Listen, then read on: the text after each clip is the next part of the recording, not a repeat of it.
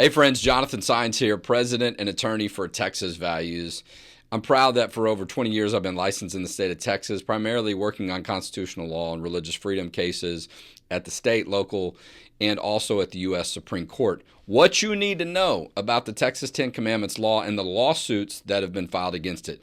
This is primarily New York lawyers from the ACLU that do not like religious freedom when it results in following Supreme Court precedents that allow for symbols that are Christian or have some type of connection to Christianity or even Judaism for that matter. There's no question, okay, that the Ten Commandments have a connection to the Jewish faith and the Christian faith. But it's also clear that other faiths don't have any issue with them, and they recognize the Ten Commandments have a significance in law and policy. It's also clear that as far as American society in the founding of America, the Ten Commandments have a connection to that part of our history. The U.S. Supreme Court has already said that, right? So why is the ACLU suing against this? Why are these school districts not following the law? Because there are 1,200 school districts in the state of Texas, and there's only 20 of them that are a part of these lawsuits. So why are school districts like Leander and Round Rock ISD, just folding on their own and saying, we're not going to follow the law, or we're going to wait until there's a court ruling in some other case? In my opinion, because they are discriminating and hostile to the Christian faith and obviously to the Jewish faith.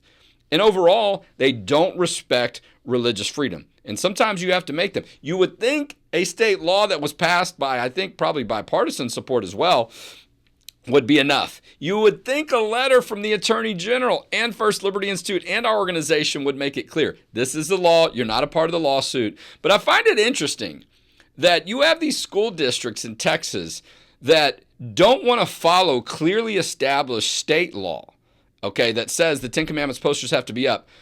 But they're going to not put them up because of a court decision of a court case they're not even involved in, right? And so it's hard not to believe that this is simply about hostility to the Christian faith or a symbol that a lot of people say has a connection to Christianity. The real threat, though, is American history is at stake. All right, being able to accurately and have symbols in classrooms and so on to accurately talk about Christmas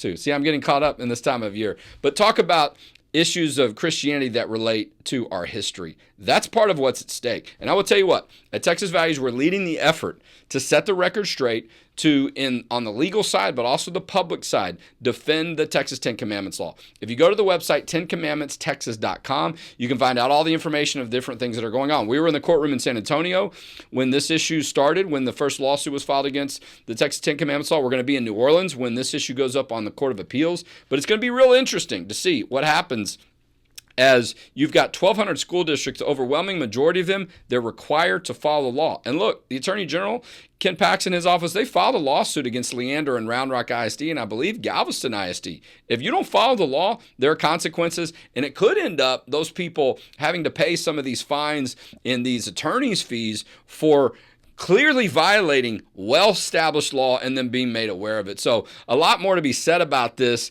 but we also need to be rising up publicly and making it clear that when a law is passed, it should be followed. And this hostility, this targeting of the Christian and Jewish faith and our American history should not be tolerated. It is un-American.